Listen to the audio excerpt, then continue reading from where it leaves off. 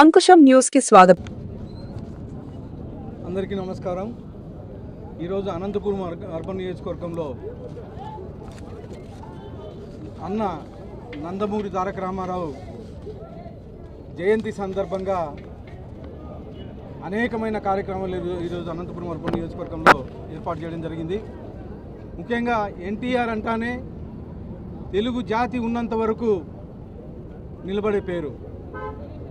ఎన్టీఆర్ అనేది తెలుగు జాతిని విశ్వవిఖ్యాతిగా నిలిపిన ఘనత ఎన్టీఆర్ గారికి దక్కుతుందని చెప్పి తెలియజేస్తున్నాను. ముఖ్యంగా కేవలం పార్టీ పెట్టిన 9 నెలల కాలంలోనే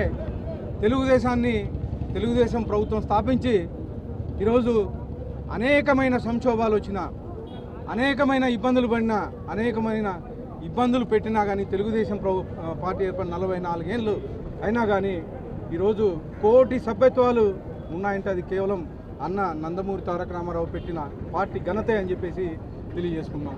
ముఖ్యంగా ఆ రోజు బడుగు బలహీన వర్గాలకి, ముఖ్యంగా బీసీ ఎస్సీ ఎస్టీలకి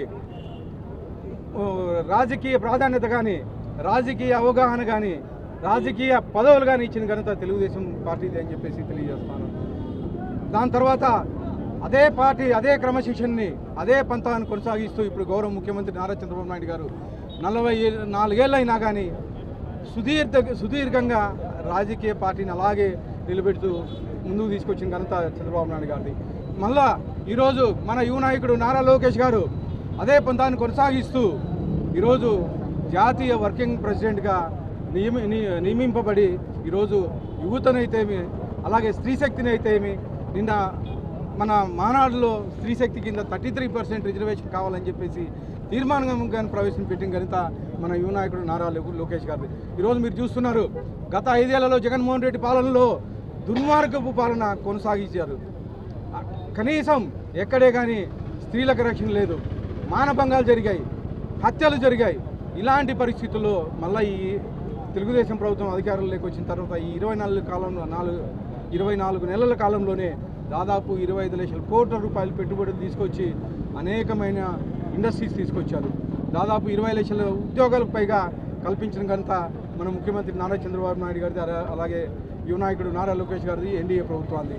ఈరోజు మీరు చూస్తున్నారు, అనంతపూర్ తీసుకుంటే కనివిని ఎరుగని రీతిలో పుట్టపర్తిలో మనం ఊహించని విధంగా ఐదవ జనరేషన్